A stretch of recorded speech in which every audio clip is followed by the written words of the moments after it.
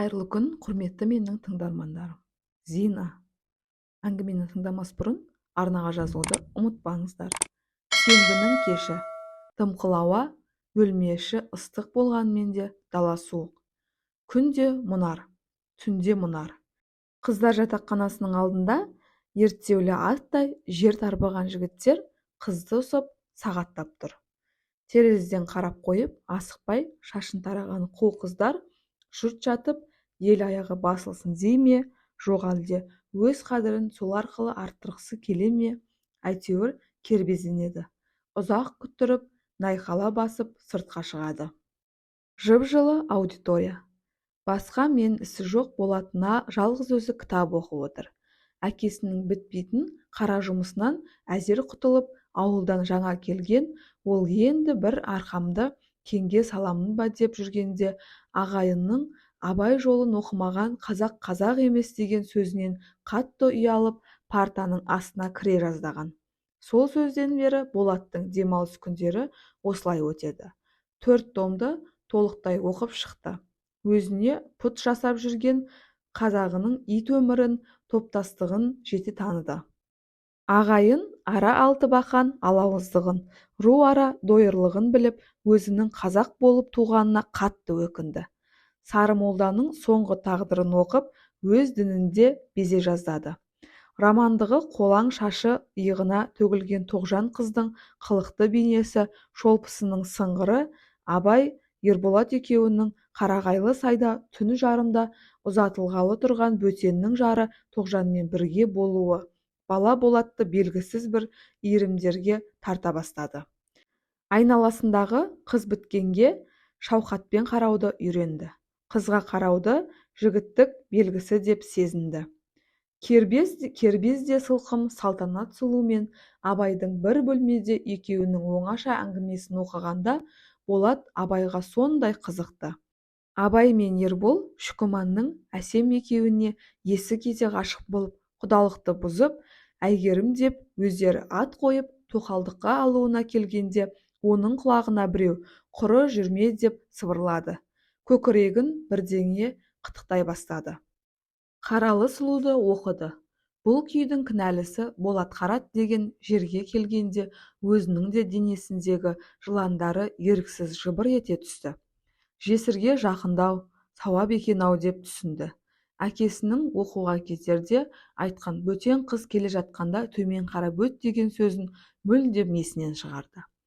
Қорғансыздың күнін оқып, өзін қоярға жер таппай кетті. Орнынан атып тұрды. Сол сәтте тобындағы екі қыз алқына кіріп келді.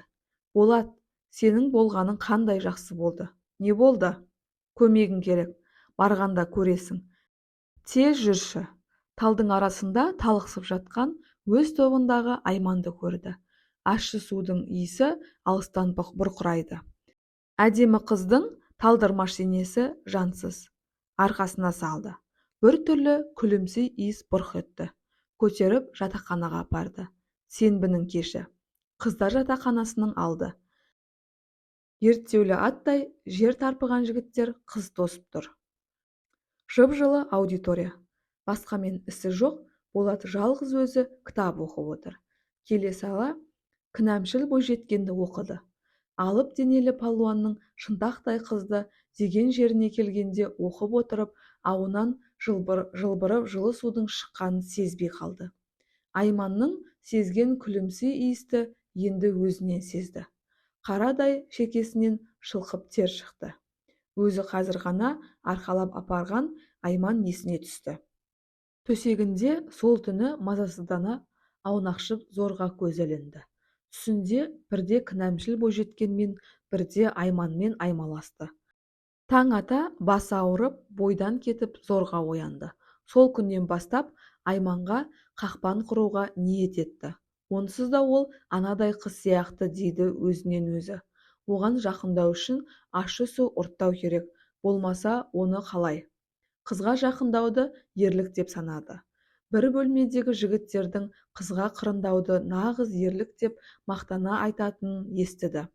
Өзінің осы күнге дейінгі құры жүргеніне өкінді. Жігіттер әдебиетке әуестену жолымен дүниеде өз даңқын шығарғысы келсе, қыздар әдебиетке еліктеп дүниені баурап алғысы келеді. Қожалық істеп, қазақ арасында бала оқытып сіңген Болаттың әкесі түнде түс көрді. Ертемен тұрып баласына хат жазды. Ақ қағаздың алғашқы бетіне Зинаға жақындама деп жалғыз ауыз сөз жазды.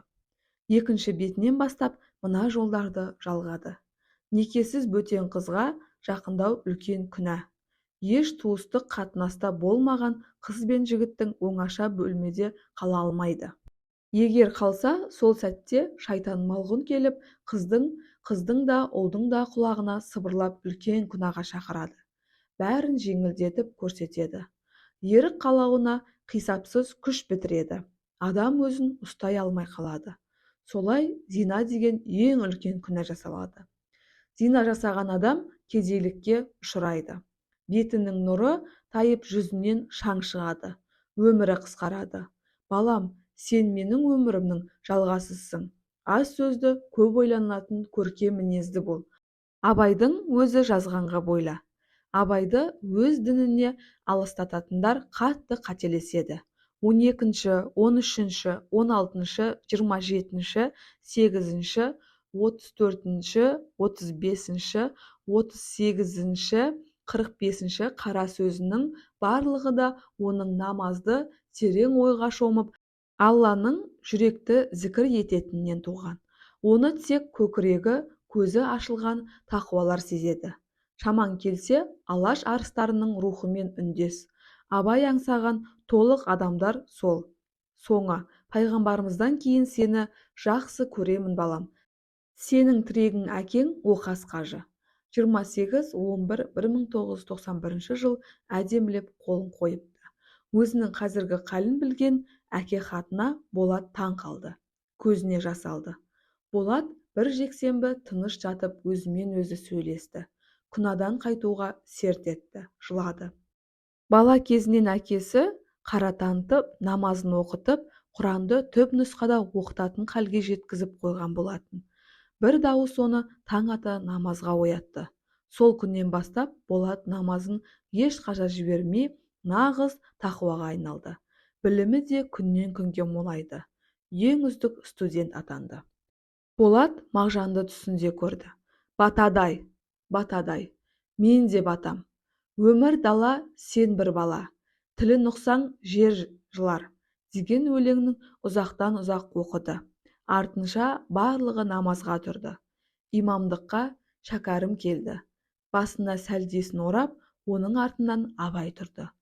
Болат артына қарағанда өзі танымайтын сан мыңдаған тақуа қазақтарды көрді. Құрметті менің тыңдармандарым, әңгіме ұнаған болса, арнаға жазылуды ұмытпаңыздар. Және де лайк басып, комментарий жазып қойыңыздар. Келесі видеода кездескенше назарларыңызға рахмет.